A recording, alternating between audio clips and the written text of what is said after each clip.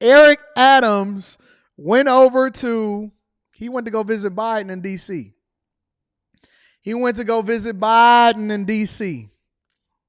And Biden said, I got something for you, Eric. Let me go ahead and bring y'all up to speed of what's going on over in New York before I head down to Houston.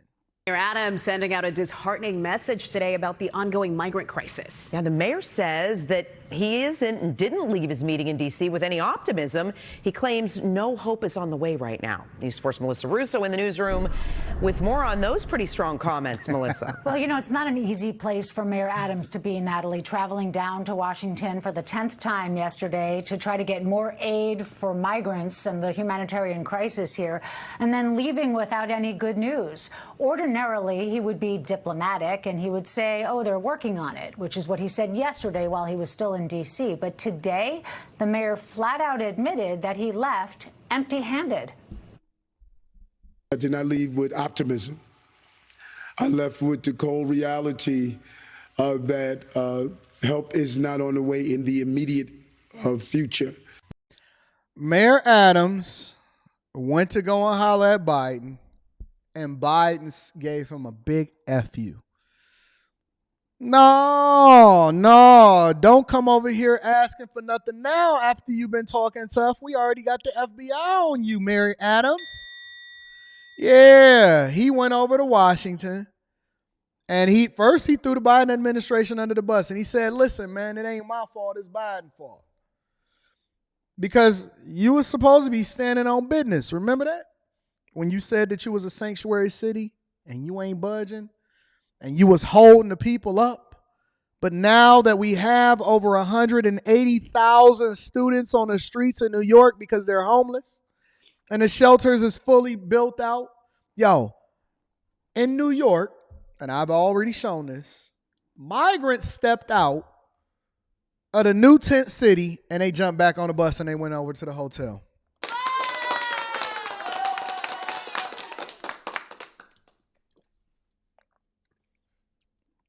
Eric,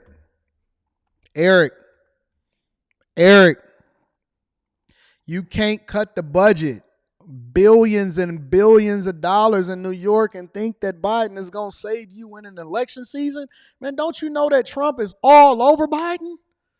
Trump is on Biden like a wetsuit. Trump is on Biden like Clay. Trump is on Biden like Dennis Rodman was all on Shaq. Trump is on Biden like Ron Artest was at the palace for the malice at the palace when Ben Wallace pushed him and then the whole palace attacked him. Trump is on Biden like a wetsuit. Biden is trying everything in his power. He got federal investigations, civil, criminal, all kind of stuff. Hunter Biden just got indicted again and arrested again. They found drugs inside of the White House. Biden was one of the toughest Democrats that you've ever. The dude literally wrote the bill that locked up black people, justifiably or not. That's a completely different conversation. But the dude has pivoted and made a 180 so much so that he had a trans party on the government flow in Washington, D.C., to where they was taking selfies. Biologically born men was hanging out on the White House lawn at a party that Biden was at. This is how much of a fight Biden is in order to make sure that Kamala Harris is going to be president of the United States one day, because I'm not even sure that he has all of his cognitive functions to make the decisions that he's making on a regular basis. His son is embroiled, and you thought that you was going to walk over to D.C. and get billions and billions of dollars. They just came out with a poll that said that they don't like the way that Biden is handling the Ukraine war and the Israel situation.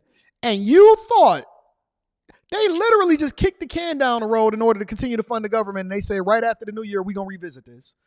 The government ain't even fully funded. We are 33, 34, 35, 36 trillion dollars in debt as a nation. And you thought that you becoming a sanctuary city was going to get Biden to give you billions of dollars to throw down into a black hole with no long-term solution. How did that work out for you?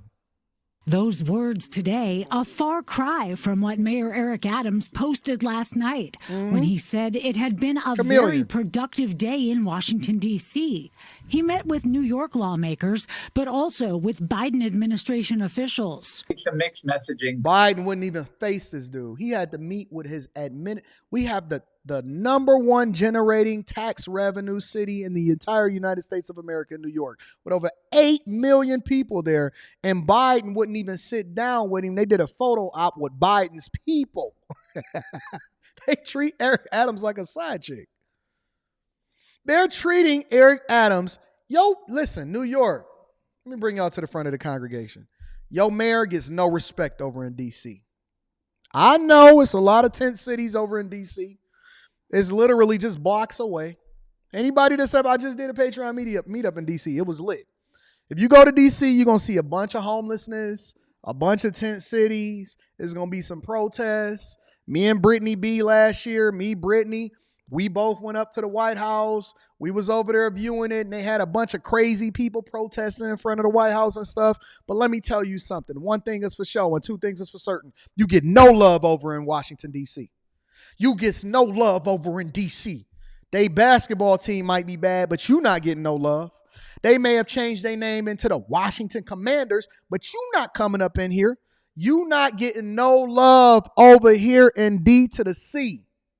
Coming out of City Hall regarding this ongoing crisis that really has kind of been unfairly dealt to Mayor Adams, but he really needs to find a way to handle this situation. Otherwise, this is going to be his Waterloo moment. We did not walk out from D.C. with any level of optimism that anything is going. Look at them dry faces. Forget all of this. Let's just go straight into the press conference. I want to see what he said directly coming out of his mouth. I don't want no analysts. I want to hear what he said, because this man with no mustache told this other man with no mustache, I'm going to have you sit over there in the corner, meet with my people, and then get on back over to New York because you're wasting taxpayer dollars flying here. As you know, yesterday I was in Washington, D.C. To meet with our congressional leaders and to meet with the White House. And I wanted to take the opportunity at the White House celebration for the holiday season because I knew I would have a gathering of lawmakers, mayors from across the country. And I was able to speak with the mayor of Chicago and leaders from Massachusetts and others. And we're seeing the same thing across the entire country. Our residents are weary, our residents are angry, our residents are seeing the impact of the migrant and asylum seeker issue, how it is taken away from the resources that should go to the day-to-day services of running the city.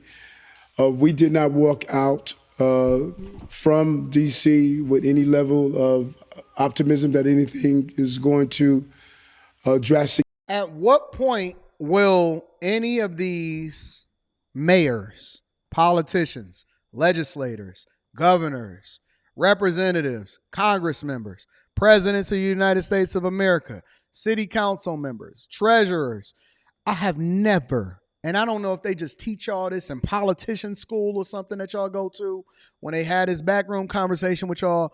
At what point will any politician say, I messed up? I should have never said be a sanctuary city. I should have advocated for my president to close the border so we wouldn't be doing this. I should have said it. I should have played it differently. I thought that Biden was going to save me, but he ain't going to save me. And so now, because of my bad leadership, because let me tell you something, complaints go up, they don't go down. Because of my bad leadership, and it's okay to say you messed up or you made a mistake and then pivot. Hey, listen, we not a sanctuary city no more. I thought we was going to get some money. I thought I was going to play it politically and that Biden was going to have my back because he had my back during the pandemic. When we tried to get him elected, we got him in office. He never returned the favor. When are you going to have a politician to be honest? Listen, if Trump proved to y'all anything, especially when you having a conversation and you starting to understand that he's literally leading in the polls over Biden right now. The best thing that could have ever happened to Trump was that he didn't get elected this previous election. So now you got an opportunity to really see what you got in office. And you got your borders knocked over. Then everybody is leaving trash over there in Arizona as they continue to cross the border with no border patrol. If anything could have happened that worked in Trump's favor is the fact that y'all really got y'all another Biden administration. I'm sorry, another Obama administration. Because it showed you that you weren't appreciative. And so what happened was now you see people, they don't want politicians speak. They don't want you to tell them what it is that they want to hear. They want you to rip the Band-Aid off, tell me it's going to hurt, but just tell me how it is that we can get better in the end. That's all they want. Inflation out of control. Sanitation is bad. Rats is running around in New York. Migrants is taking up all of the hotel rooms. Visitation from other countries and tourism is down because we don't want to be standing next to no migrants. Tent cities is bad. Real estate is too high. People can't afford to live. Public transportation is horrible. People stealing out of Target and shoplifting. Theft is out of control. Crime is running rampant. Everything is just going bad all across the board, even to the point to where Cardi B said, I don't want to endorse nobody. And you sitting here talking about it's his fault. They saying it's your fault. And then you acting like a scoring side chick, going to visit and knocking on the door. And he's saying that, listen, go and talk to my mama. They treating you like a side chick, family. They're treating Eric Adams like a side chick, a scoring side chick that just got broke up. And he said that I'm not leaving my wife.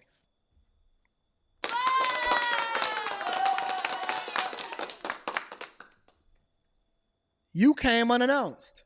You was not invited to come to Washington, D.C. to talk to me, and I'm not giving you no more money. I'm not giving you no more money. You came unannounced. Hey, Ma, tell her I'm not here. You still in the basement playing video games? Change. It is clear that for the time being, this crisis is going to be carried by the cities. Here in New York City, as you know, we had a very painful November plan that we had to produce, and now we're looking forward or in the direction of how do we address the $7 billion budget deficit that we have to address in January. And these men and women behind me who are service providers in some way or another, they see firsthand of what these cuts are doing and will do. This is not the budget we want to pass. The budget we wanted to pass clearly invested in children and families and those who are in need. No. We are at an untenable. Invested in children and families and those that are in need is literally a white lie. What he's saying to you is we invested in migrants. We gave them free health care. Okay. We gave them places to live in hotel rooms at exorbitant rates, and we spent the money continuing to make all of the contractors and the hotel owners, all of that. We made them richer. Okay. He's saying that we made sure that we fed them, we clothed them, we gave them shelter, we gave them everything. We even let and advocated for people to open up their homes to these people because we stood on business and said that we're a sanctuary. No, you didn't give it to the people. You gave it to people who you didn't even know was coming in there.